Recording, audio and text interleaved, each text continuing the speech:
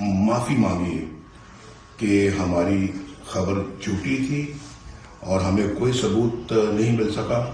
جو الزامات عمران خان کے کہنے پہ اور شہزاد اکبر کے کہنے پہ انہوں نے لگائے تھے شہباز شریف صاحب پہ، منی لانڈرنگ کے اور اس کے بعد کرپشن کے اور misuse of office, misuse of funds, اور اس کے بعد جو انہوں نے یہاں پہ کک بیک کے الزامات لگائے تھے، تو سب کے بارے میں نیشنل کرائم ایجنسی نے بھی کچھ عرصہ پہلے کلین چٹ دی ہے شہباز شریف صاحب کو. اور پھر کل یہاں پہ جو ڈیلی میل ہے اس نے معافی مانگی ہے شہباز شریف صاحب سے.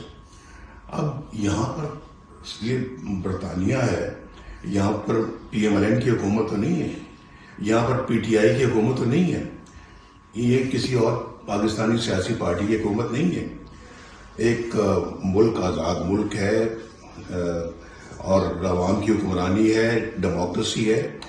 وہ ملک یہ کہہ رہا ہے اور اس ملک کی رپورٹ ہے، اس ملک کے اخبار نے یہاں پر معافی مانگی. اس سے بڑا ثبوت اور کیا ہو سکتا ہے کسی کی اپنا معصومیت کا اور کسی کے اپنا جو بالکل کیا کہنا چاہیے بے گناہی کا. یہ جو ہے نا یہ بہت بڑی بات ہے. اور یہ عمران خان کو اور شہزاد اکبر ان کے ساتھیوں کو بھی، ان کی پارٹی کو بھی اپنا سر شرم سے جھکانا چاہیے. ہم نے پاکستان کو اور پاکستان کی سیاسی لوگوں کو ملک کے اندر بھی اور ملک سے باہر بھی ہم نے بدنام کرنے کے کوئی بھی جو ہے وہ کسر نہیں چھوڑی. اللہ نے الٹا ان کو جھوٹا ثابت کیا ہے. یہ سر نیشنل کرائم ایجنسی ہو یا ابھی یہ ڈیلی میل، اس سے پہلے کاوے جو موسوی تھے انہوں نے بھی باقاعدہ میڈیا پہ آ کے معافی مانگی کہ مجھے استعمال کیا گیا. لیکن یکے بعد دیگرے یہ سارے معاملات آ رہے ہیں. جس طرح آپ نے کہا کہ یہ عدالتیں برطانوی ہیں، تو اس سارے سلسلے کو آپ کیا سمجھتے ہیں کہ کیا وہ چیزیں تھیں جو کہ آپ کو بدنام کرنے کے مقاصد تھے اس کے پیچھے، یا کیا وجوہات تھی اس حوالے سے؟ میرا خیال ہے کہ بہت ثبوت پاکستان کے اندر موجود ہیں. اور جسٹس شوکت صدیقی کیا کہہ گئے ہیں، ارشد ملک صاحب کیا کہہ گئے ہیں، خود ثاقب نثار کی آڈیو لیکس آئی ہیں. یہ سب کس چیز کا ثبوت ہے؟ ہماری بے گناہی کا ثبوت ہے. اور ایک دن میرا خیال ہے کہ وہ بھی چیزیں سامنے قوم کے سامنے آئیں گی. ابھی مریم کے حق میں فیصلہ آیا ہے تو اس نے کہا ہے کہ کوئی ہمیں شواہد نہیں ملے. تو آپ بتائیں مجھے کہ یہ سب کچھ اپنی پاکستان کی اور پاکستان کی سیاسی قیادت کو بدنام کرنے کے لیے کیا سازش کی گئی تھی؟ عمران خان کو اتنا سوچنا چاہیے. یعنی خود اس کے اوپر اتنے الزامات ہیں، ثبوت آ گئے ہیں. صرف الزامات نہیں ہیں، ثبوت آ گئے ہیں. بچے کے منہ میں وہ ثبوت آ گئے ہیں. ابھی جو آپ سن رہے ہیں جو توشہ خانہ کے حوالے سے، اور ابھی اور بھی بہت سارے کیسز ان کے خلاف ہیں. جو شخص خود کرپشن میں بالکل سر سے لے کے پاؤں تک جو ہے وہ اپنا ملوث ہو، وہ دوسروں پہ الزامات لگائے کرپشن کے، اور پھر ان دوسروں کو یہاں کی عدالتوں سے اور یہاں کے جو حکومتوں سے سرٹیفکیٹ ملے جو ہے ان کی بے گناہی کے، اور پھر معافی مانگی جائے یہاں کے اخباروں کی طرف سے کہ جی ہمیں معاف کر دیں، ہم نے غلط خبر چھاپی. اب بتائیں، فرق آپ کو محسوس کریں، دیکھیں ان چیزوں کو سمجھ کے پاکستان کے اندر جو ہے نا وہ اگلا قدم اٹھائیں. میں پاکستانی قوم کو بھی کہوں گا کہ پاکستانی قوم کو ان سب چیزوں کی طرف بڑے غور سے دیکھنا چاہیے اور سمجھنا چاہیے. یہ سب 2018 جولائی ابوظہبی ایئرپورٹ، آپ نے کہا تھا کہ یہ فیصلہ کروانے والے اور ہیں، لکھوانے والے اور ہیں، اس کے پیچھے وہی بات ثابت ہوئی. اور ہم دیکھتے ہیں کہ کبھی آپ کو باہر بھیجا جاتا ہے، کبھی اندر آنے دیا جاتا ہے. یہ سسٹم کب تک چلے گا؟ یہ کس کا تک یہ سرکل چلے گا جب آپ کی بیٹی سمیت آپ کو گرفتار کیا گیا؟ ہم تو مفت میں ہی اپنے اوپر کیس بنواتے رہے یا بنائے جاتے رہے ہم پر. ہمیں تو مفت میں ہی جلا وطنیاں بھگتنی پڑی، ہمیں تو مفت میں جیلیں بھگتنا پڑی. کبھی بتائیں، میرے اوپر تو ہائی جیکنگ کا کیس بھی بنا دیا گیا تھا. کون سی ہائی جیکنگ آج تک سامنے آئی ہے؟ مجھے بتائیں نا.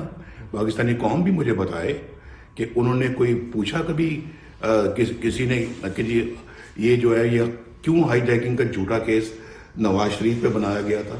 یہ باقی بھی کیسز دیکھیں, مجھے بتائیں کہ میں نے بیٹے سے تنخواہ نہیں لی تو کیوں نہیں لی, اس کے باوجود جو ہے وہ مجھے ڈسکوالیفائی کر دیا گیا.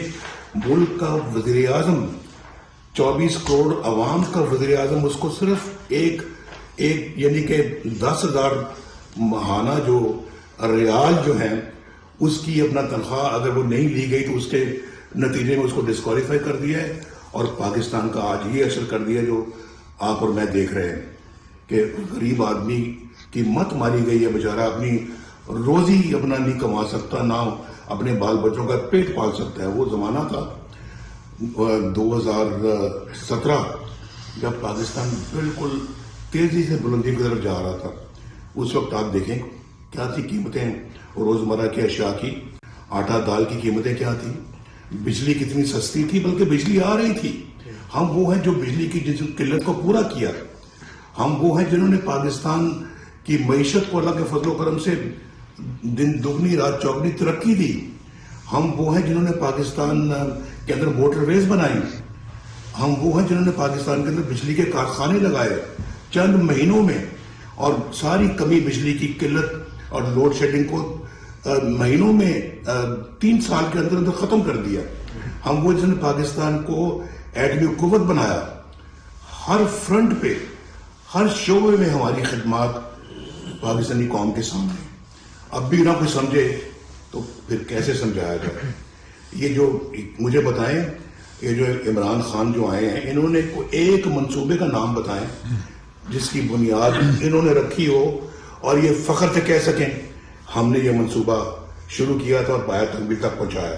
ایک بتائیں, ایک کوئی نام ہے تو بتا دو بھائی. کوئی اگر انہوں نے وہاں پہ صوبہ سرحد میں جو ہے وہ لگائی وہ جو بس جو میٹرو بس, اس پہ ارب روپے کے قریب خرچ ہو گیا, لیکن وہ اتنی فالٹی ہے, اتنی اس میں نقائص ہے. ایک تو وقت بہت لگ گیا اور دوسرا اس پہ اتنا خرچہ ہے. آج کیا اس کا نیب کا کیس بنا جو ختم کرا دیا گیا, جو غالباً اس پہ آگے چلنے نہیں دیا گیا, اس کو بلین ٹری ہے. اس کے بعد یہ جو انہوں نے القادر ٹرسٹ ہے اس کی تفاصیل جب سامنے آئیں گی اور آ رہی ہیں, جو آ بھی چکی ہیں مزید آئیں گی, لوگوں کے رونگٹے کھڑے ہوں گے, رونگٹے. یہ 50 ارب روپے کی کرپشن ہے اور یہاں غریب کو 20,000 مہینے کی تنخواہ نہیں ملتی, 50 ارب روپے کی. اب اس کی انکوائری آگے ہوگی. جہاں تو پاکستان میں یہ بھی سلسلہ اتنا ڈھیلا ڈالا ہوتا ہے کہ جو ایک ہفتے کا کام جو ہے نا وہ جا کے کہیں 2 سالوں میں جا لیکن کہا جا رہا تھا پیچھے ان کے ہاتھ کا جو بچا رہا تھا جو چلا گیا ہے کہ یہ ایک نہ ایک دن اور جلد ہی انشاءاللہ وہ دن آئے گا, یہ اپنے منصب کو پہنچے گی.